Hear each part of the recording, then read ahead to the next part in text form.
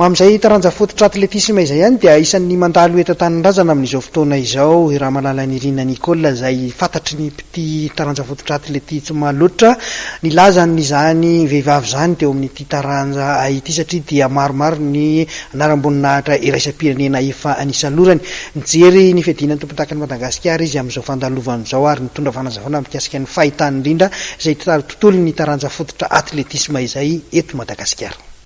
Ny azo ambara zany dia za aloha zany dia tena faly mihitsy mahita le fahavononan'le ankizy sy le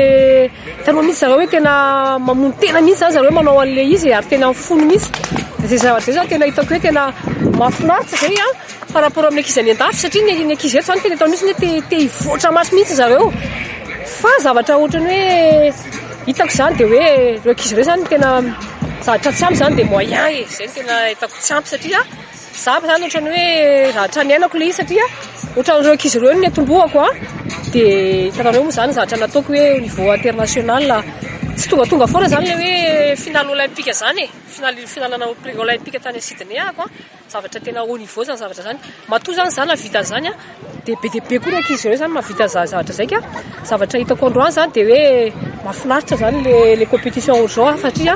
zao no ahitana an'le karazana ataontsika hoe pépite zany en général ahafahana mandeha miakatra ambony zany resaka le avoleta. Ny fahitanao azy efa manana mpandimby ve zany Ramalala Nirina Nicola raha eto Madagasikara raha amin'izay taranja fototra atletisme izay? Za aloha mino hoe be dia be aloha afaka handimby anahy fa arak'izay teneniko anao izay fotsiny hoe tsisy il faut se donner les moyens zany satria tsy zavatra tonga ho azy zany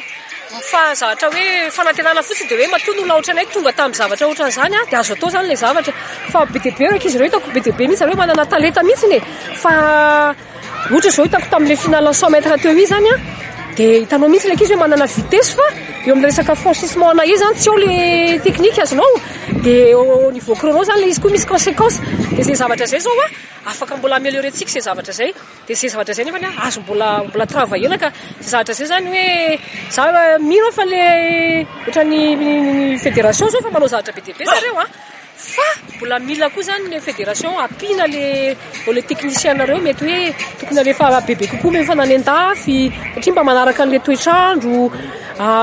ohatra koa ny fanjakana koa tokony manampy koa hoe sao dia tokony atao prioritaire zany atao hoe sport zany resaka manao sport étude ohatra hoe le ankizy zany tsy mieritreritra faty zany za zao ny anazazatra zany satria za koa tao amin'ny institut national tany à Vincennes tao Paris zany zay tao amin'ny INSEP dia zay fotsiny zavatra nataonay hoe mandeha mianatra ianao dia manao sport tsy zavatra hoe manana souci zany mihitsy ianao zany dia zay zavatra zay raha hitako amin'ireo talenta be dia be to Madagasikara reto satria le ankizy koa tena manana motivation mihitsy le ankizy dia azo atao zay zany zavatra zay zany dia io zany miankina amin'ilay hoe politika amin'ny fanjakana fotsiny hoe ahoana ny atao hoe fa raha hitako amin'ny présidente ny fédération malagasy dia tena hitako tena mamono tena mihitsy zareo fa nefa io zavatra io zany efa tsy ho vitan'ireo fa dia zany hoe tsy maintsy hoe miaraka amin'ny fanjakana dia fanjakana zany tokony hanao prioritaire ny sport ataontsika exemple zany reny resaka coupe du monde reny fa reny ange zavatra tsy tonga ho azy reny fa hitanareo tsara fa zavatra tena hoe mila miady mafy mihitsy ianao zany sy mila mitravailler mafy ianao vao tonga zavatra hoe anankiray.